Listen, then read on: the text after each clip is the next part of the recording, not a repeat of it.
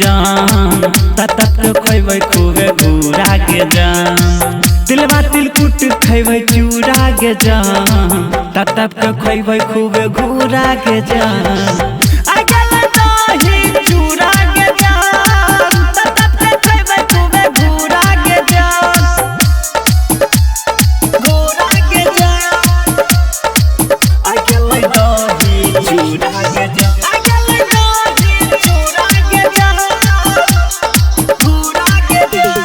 हमरा खातिर ली है जान लाई बनाई दही पौरा के दी है तुम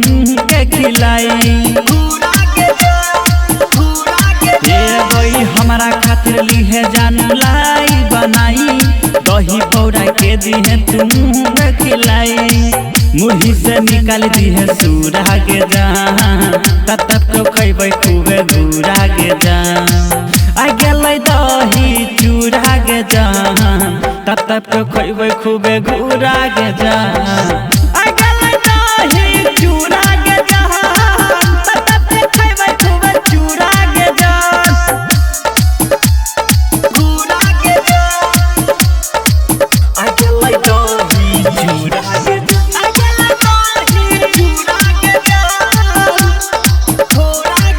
सचिन के संगे में अइबो हमे दिया दही पौरा के रखिए कहै छियौ क्लियर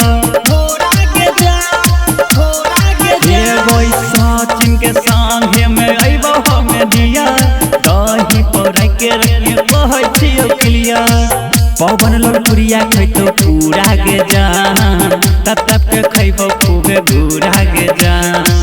अब गेलै दही चूड़ा के जान तब के खैबै खूबे घूरा के जान आ गेलै दही चूड़ा के जान तब के खैबै खूबे चूड़ा के जान। बाबा खलीफा रिकॉर्डिंग स्टूडियो बरोरा बेगूसराय।